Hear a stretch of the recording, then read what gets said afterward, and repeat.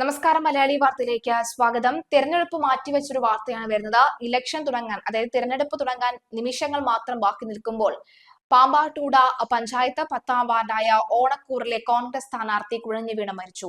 CS Babu എന്ന 59 വയസ്സുകാരനാണ് മരിച്ചത്. പുലർച്ചെ 3 മണിയോടെ കുഴഞ്ഞു വീണ ബാബുവിനെ ഉടൻ ആശുപത്രിയിൽ എത്തിച്ചുവെങ്കിലും ജീവൻ രക്ഷിക്കാൻ കഴിഞ്ഞില്ല. വീട്ടിൽ വെച്ചായിരുന്നു കുഴഞ്ഞു വീണത്. സ്ഥാനാർത്ഥിയുടെ മരണത്തെ തുടർന്ന് ഈ പാമ്പാക്കുട പഞ്ചായത്ത് 10ാം വാർഡിലെ തെരഞ്ഞെടുപ്പ് മാറ്റിവെച്ചതായി അധികൃതർ അറിയിച്ചു. ഇന്ന് തെരഞ്ഞെടുപ്പ് നടക്കാനിരിക്കെ വിഴിഞ്ഞം 66ാം വാർഡിലെ സ്വതന്ത്ര സ്ഥാനാർത്ഥി ജസ്റ്റിൻ ഫ്രാൻസിസ് ഇന്നലെ വാഹനാപകടത്തിൽ മരിച്ചിരുന്നു.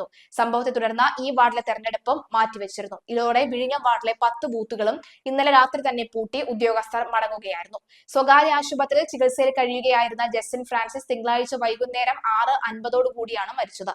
ഇതേ തുടർന്ന് വാർഡിലെ തെരഞ്ഞെടുപ്പ് മാറ്റിവെച്ചതായി സബ് കളക്ടർ OV അൽഫ്രഡ് അറിയിച്ചു. പുതുക്കിയ തീയതി പിന്നീട് അറിയിക്കുമെന്നും സബ് കളക്ടർ വ്യക്തമാക്കിയിരുന്നു. തദ്ദേശ തെരഞ്ഞെടുപ്പിന്റെ 1ാം ഘട്ട വോട്ടെടുപ്പിന് ഇന്ന് തുടക്കം കുറിക്കുകയാണ്. തിരുവനന്തപുരം, കൊല്ലം, പത്തനംതിട്ട, ആലപ്പുഴ, കോട്ടയം, എറണാകുളം ജില്ലകളിലാണ് ആദ്യഘട്ട വോട്ടെടുപ്പ് നടക്കുക. 595 തദ്ദേശ സ്ഥാപനങ്ങളിലായി 11,167 വാർഡുകളിലേക്ക് 36,620 സ്ഥാനാർത്ഥികളാണ് ജനവിധി തേടുന്നത്. രാവിലെ 7 മണി മുതൽ വൈകിട്ട് 6 വരെയാണ് വോട്ടെടുപ്പ്. ഗ്രാമപ്രദേശങ്ങളിൽ ഉള്ളവർ 3 വോട്ടുകളാണ് ചെയ്യേണ്ടത്. മുനിസിപ്പാലിറ്റി കോർപ്പറേഷൻ കീഴിൽ വരുന്നവർക്ക് ഒറ്റ വോട്ടുമാണ് ഉള്ളത്. സംസ്ഥാനത്തെ ബാക്കി 7 ജില്ലകളിൽ 11ാം തീയതിയാണ് വോട്ടെടുപ്പ്. 13-ന് രാവിലെ വോട്ടെണ്ണൽ തുടങ്ങും. തദ്ദേശ തെരഞ്ഞെടുപ്പിലെ പ്രചരണം കഴിഞ്ഞ് മടങ്ങിയെത്തിയ സ്ഥാനാർത്ഥി വീട്ടിൽ കുഴഞ്ഞു വീണ് മരിച്ചിരുന്നു. മുത്തേടം പഞ്ചായത്ത് പായിമ്പാടം 7ാം വാർഡിലെ UDF സ്ഥാനാർത്ഥി വട്ടത്ത് ഹസീന എന്ന 49-കാരിയാണ് മരിച്ചത്. മുസ്ലിം ലീഗ് സ്ഥാനാർത്ഥിയാണ് ഹസീന മത്സരിച്ചിരുന്നത്. പായമ്പാടം അങ്കണവാടിയിലെ അധ്യാപികയാണ്. കഴിഞ്ഞ ദിവസം ഇലക്ഷൻ പ്രചരണത്തിന്റെ ഭാഗമായുള്ള വോട്ട് ചോദിക്കുന്നതിനും വീടുകളിലെ കുടുംബയോഗങ്ങളിലും ഹസീന സജീവമായി പങ്കെടുത്തിരുന്നു.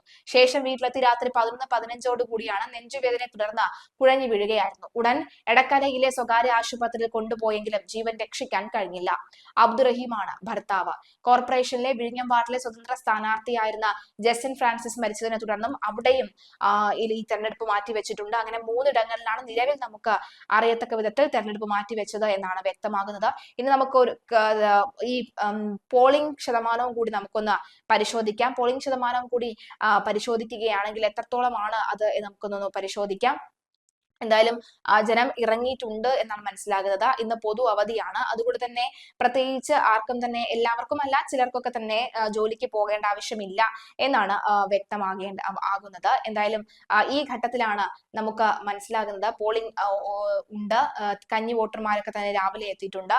മലയോര ഗ്രാമപ്രദേശങ്ങളൊക്കെ തന്നെ പോളിംഗ് ശതമാനത്തിന് വർധനവുണ്ട് എന്ന് വ്യക്തമാകുന്ന സാഹചര്യം ഉണ്ടാവുകയാണ്. എന്തായാലും പോളിംഗ് നോക്കുകയാണെങ്കിൽ ഈ പലരും സിനിമാ നടന്മാരടക്കമുള്ളവരും തിരഞ്ഞെടുപ്പിനായി എത്തിയിട്ടുണ്ട്. അങ്ങനെ പോളിംഗ് തുടങ്ങിയിട്ടുണ്ട് എന്ന് മനസ്സിലാകുന്നു. VD സതീശൻ ഇലക്ഷന് വോട്ട് ചെയ്തിരിക്കുകയാണ്. VD സതീശൻ വോട്ട് ചെയ്ത് ഇറങ്ങി. രമേശ് ചെന്നിത്തല വോട്ട് രേഖപ്പെടുത്തി. അത് പ്രമുഖരായിട്ടുള്ളവരൊക്കെ തന്നെ വോട്ട് രേഖപ്പെടുത്തി എന്നാണ് വ്യക്തമാകുന്നത്. രാജീവ് ചന്ദ്രശേഖർ, രമേശ് ചെന്നിത്തല തുടങ്ങിയവരൊക്കെ തന്നെ വോട്ട് രേഖപ്പെടുത്തി. ആസിഫ് അലി, രഞ്ജി പണിക്കർ തുടങ്ങിയവരും സിനിമാ മേഖലയിൽ നിന്നും വോട്ട് രേഖപ്പെടുത്തിയിട്ടുണ്ട്. ഇനി നഗരസഭാ പരി നോക്കുകയാണെങ്കിൽ തിരുവനന്തപുരത്ത് 7.2% വോട്ട് രേഖപ്പെടുത്തിയിട്ടുണ്ട്. കൊല്ലത്ത് 7.3%, എറണാകുളത്ത് 8% രേഖപ്പെടുത്തിയിട്ടുണ്ട് എന്നാണ് വ്യക്തമാകുന്നത്. ഇനി അല്ലാതെ നോക്കുകയാണെങ്കിലും അത്യാവശ്യം നല്ല രീതിയിൽ തന്നെ വോട്ടിംഗ് ശതമാനം പുരോഗമിക്കുന്നു. ഏതായാലും തിരുവനന്തപുരത്ത് 7.2% വോട്ടാണ് തുടർന്ന് വരുന്നത്. എന്തായാലും നിലവിലെ സാഹചര്യത്തിൽ വോട്ട് പുരോഗമിക്കുകയാണ്. നിങ്ങൾ നിങ്ങളുടെ വോട്ടവകാശം രേഖപ്പെടുത്തിയോ എന്നാണ് അഭിപ്രായം.